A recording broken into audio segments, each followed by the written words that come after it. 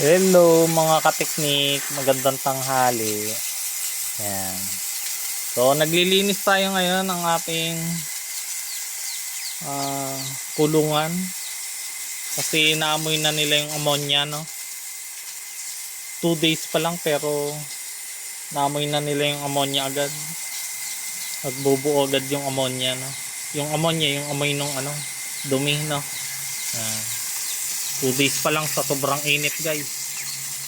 Kasi hindi naalis yung basa ng dumi nila. So ayan, may mga sipon yung ating sisiw. Ito ay 15, nilipat ko doon sa kabilang kulungan kasi malalaki na rin, crowded na rin sila. Baka posibilidad yun kung bakit sila nagkakasipon.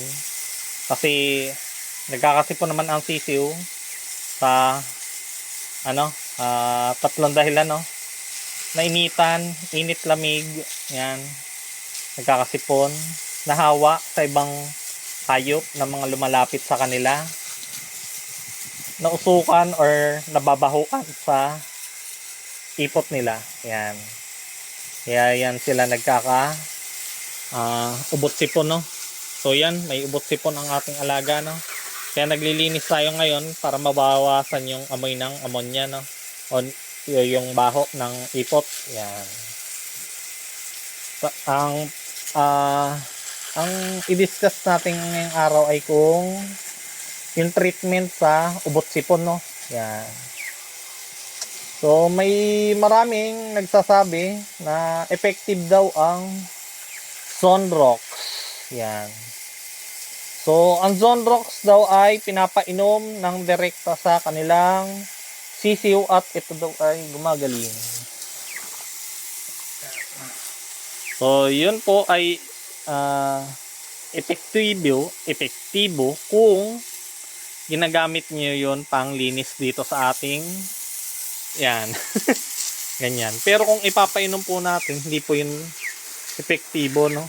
Hindi yun totoo.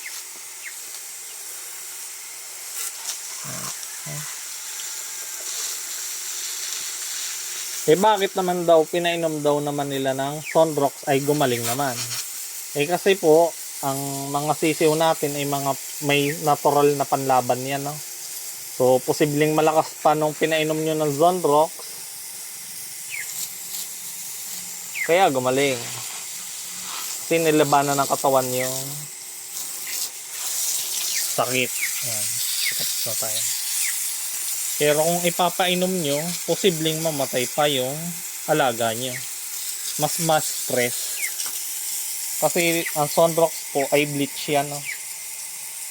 Pwede yung makasunog sa bituka ng ating sisiw.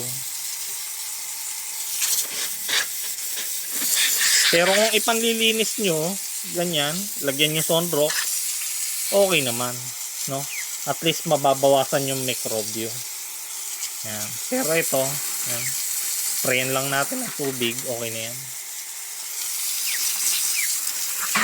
So ito naman ay naka-treatment pa ng, ang ginagamit ko dito ay kapag kasi yung alam niyo yung nalulungkot, yung mukhang malungkot yung sisiw, yan, posibleng may lagnat siya nun.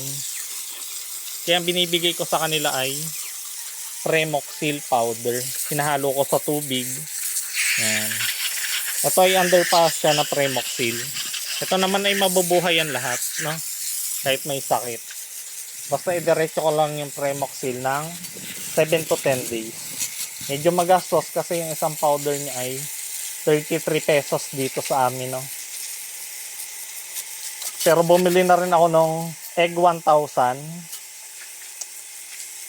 Bakit ko pala ini-Egg 1000 yung aking mga sisiw, no? Kasi yung Egg 1000 po ay may kasamang selenium. Yan. Okay, patay na natin. Ang selenium po ay yun yung parang kahit magkasakit yung sisiw, masigla pa rin, no?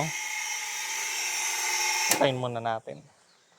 Yan. Kaya ito ay pinapainom ko ng Egg 1000 yung ating mga sisiw para hindi sila masyadong ma-stress kapag nagkasakit tulad nito, para hindi yun ano yun, epektibo din yun. Parang pinaka-vitamins niya. Yun na yung egg 1000 na ginagamit ko. So, yun.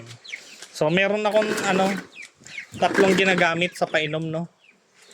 Ang egg 1000, ang molasses, yung sa pulot yun. Ano pa? At saka yung mahal. Hindi ko na siya nabibili kasi mahal. Yung Electrogen D Plus. Yan, ang ganda nun. Pinakamaganda para sa akin yung Electrogen D Plus, pero ang mahal 700 plus. Baka nasa 800 na ngayon na. So yun lang muna guys yung ating kung magpapainom kayo ng Sunrock sa sisiw, mas makakasama po. So wag na ibili na lang kayo ng Premoxil para sa kanila kaysa magsubok-subok kayo ng Sunrock, tapos yung iba nilalagyan pa ng kalamansi, yan. So nasusunog yung kanilang bituka. Mas namamatay na. So yun lang muna mga katiktik. Bye-bye.